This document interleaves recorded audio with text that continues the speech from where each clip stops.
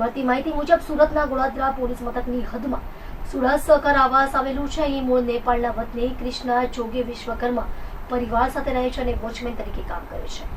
ધૂળેટીના તહેવાર નિમિત્તે તેમને ત્રણેય બાળકો સોસાયટીમાં રમી રહ્યા હતા ત્યારે એક કાર ચાલકે પહેલા સોસાયટીના લોખંડના ગેટને ટક્કર મારી હતી અને આ ગેટ વોચમેનની ત્યાં રમતી 4 વર્ષની બાળકી પર પડ્યો હતો.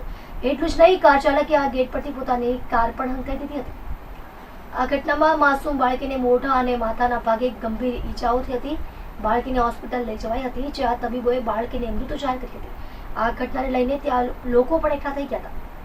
આ ઘટના ત્યાં લાગેલા સીસીટીવી કેમેરામાં કેદ થઈ જવા પામી છે, જેમાં જોઈ શકાય છે કે કાર ચાલક પહેલા સોસાયટીના ગેટને ટક્કર મારે છે અને તે ગેટ ત્યાં રમતી બાળકી પર પડે છે અને બાદમાં કાર ચાલક ગેટ ઉપરથી કાર હંકારી દે છે અને બાદમાં ત્યાં લોકો દોડી આવે છે અને ગેટ ઊંચો કરે છે.